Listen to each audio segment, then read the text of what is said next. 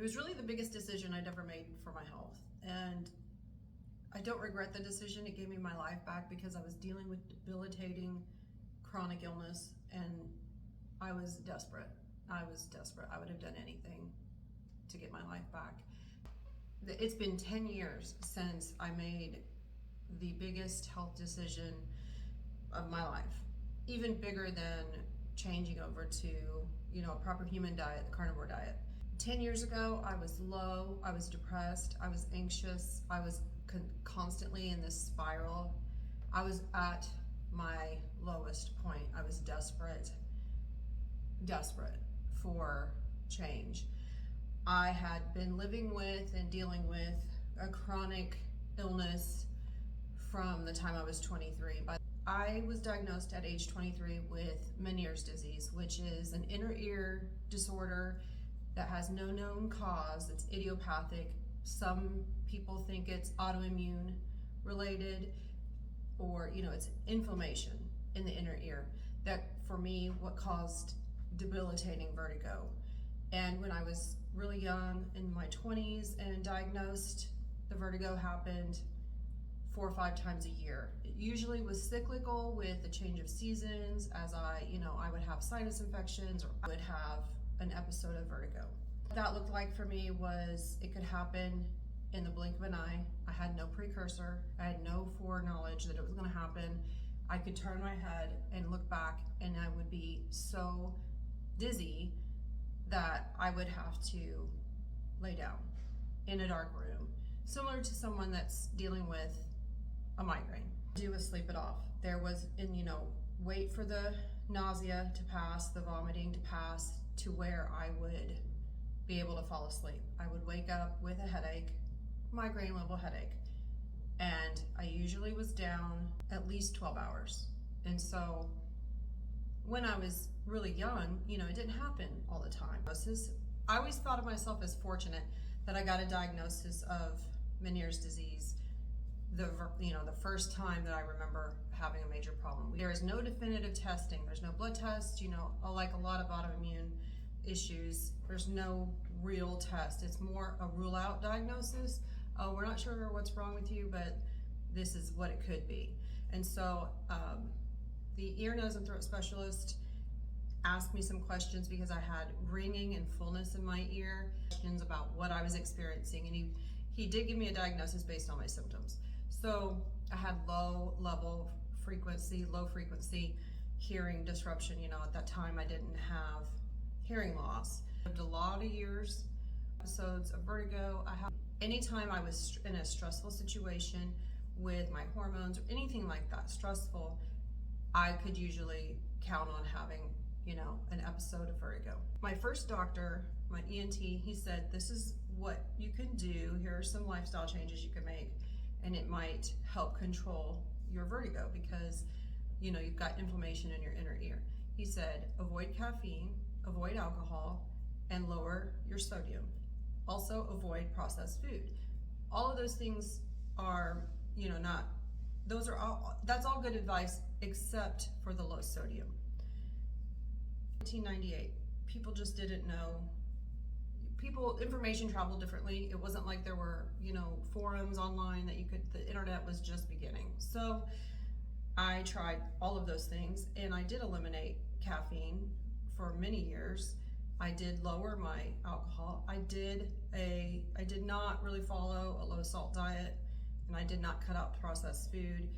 That would have helped. But he also gave me a diuretic. So I was on a diuretic, which is a water pill, to keep my system flushed out. I took a pill every single day for, to keep my inflammation down. Similar to, what people take for high blood pressure. It was the lowest dose, but I took it for over 15 years, every single day. Anytime I would get into a really bad cycle where I had trouble getting out of these, vertigo that would end up escalating a little bit, I would, go to a specialist. I'd get an appointment, I'd wait weeks, and I had a shunt placed in my ear. That was first. I did who knows how many rounds of oral steroids to get that inflammation down. Every time I did one of these treatments that was supposed to work, they would say, this might work, this might help you get some relief. It usually did work for a period of time. When it really started to go downhill was during my second pregnancy with my youngest child. In the first trimester, I started having lots of vertigo and like not being able to get out of it. At the time I was 33, and so I'd already had, I had another child that was 2.5, 2. So I went to my specialist, and he said, well, what we can do is we can do injections in your ear, gentamicin. It's a really strong antibiotic that is known to deaden your inner ear. I don't know. By that time, I'd already been diagnosed and treated for Graves' disease, which is another autoimmune issue that affects your thyroid. And I had undergone radioactive iodine treatment, which is you take a pill and it deadens your thyroid. So I was having all of these issues, but it just is what it is. I became so desperate. I had injections that worked for about a year. So I got through my pregnancy, I had a baby, I did great. But when I became really stressed and really unable to manage my stress in a healthy way, I would start having more and more episodes of vertigo. 2014, I had undergone all the treatments. I had undergone more injections in 2013 that treatment lasted about 6 to 8 months. And then on New Year's Day 2014, I had another major vertigo attack that left me in bed for days. I had young children, 4 and 7. Because of my health issues, I made the decision to sacrifice and for him to travel 2,000 miles every week back and forth so that he could make more money so that I could stop working. Because I just could not manage taking care of the kids and Dale being gone and my health and my stress. It just got the best of me, and I was constantly in a state of heightened anxiety, like, I'm going to get dizzy, or being dizzy and sick as a dog in bed and thinking, I'm missing out on my kids' lives. Somebody had to help me with everything. At that point, I could not get out of that cycle, I felt like I was just never getting out of it, and I was desperate. I had done everything that I was, told to do. I was just desperate. And by that time, my hearing in my ear, I had lost most of my hearing with a constant ringing. I call it tinnitus. So I found another specialist, a surgical specialist, and I did a consultation, and I said, I want you to do a labyrinthectomy on me, and which is drills out your inner ear.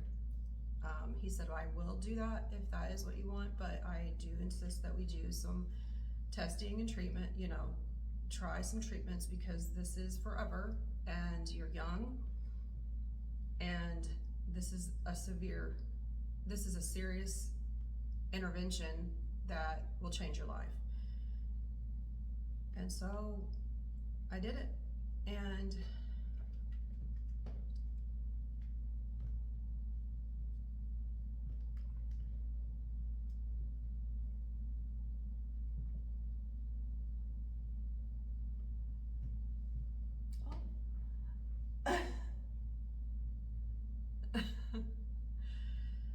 what are you doing?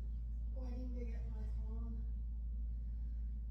I don't want to interrupt your video. So we did the testing, and we did, we did more injections, and I had to wait about 3 months to do all that. And that was one of the longest 3 months of my life. I was debilitated. I'd started developing a couple more symptoms, like nystagmus, which is rapid eye movement. I started dreaming and going to sleep at night and having dreams of being, having vertigo, waking up sick. It was a long 3 months waiting for surgery. But in April of 2014, I had the surgery. I was in the hospital for about 3 days. I was in the ICU because, it's a major surgery, obviously. And little me, and I quote said, "My heart is broken because mommy's in the hospital." It was really the biggest decision I'd ever made for my health. And I don't regret the decision. It gave me my life back because I was dealing with debilitating chronic illness and I was desperate. I would have done anything to get my life back. And that's what I chose. And it worked out really well for me.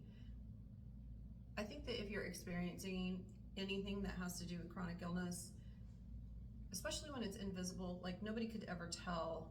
It wasn't like I had any kind of symptoms, and it was very little was known and talked about with Meniere's disease. And certainly not young women did not really develop those types of things. And so it affected my self-esteem and my self-worth. I needed help in every way at any possible moment.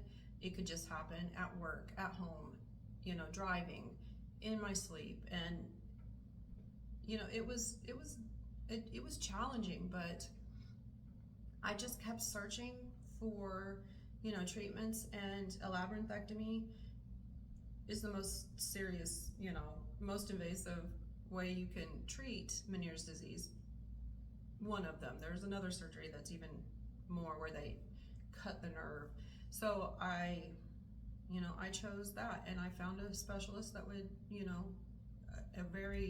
a great doctor, and he's like, this is what you're gonna have. And I was 38, that is young.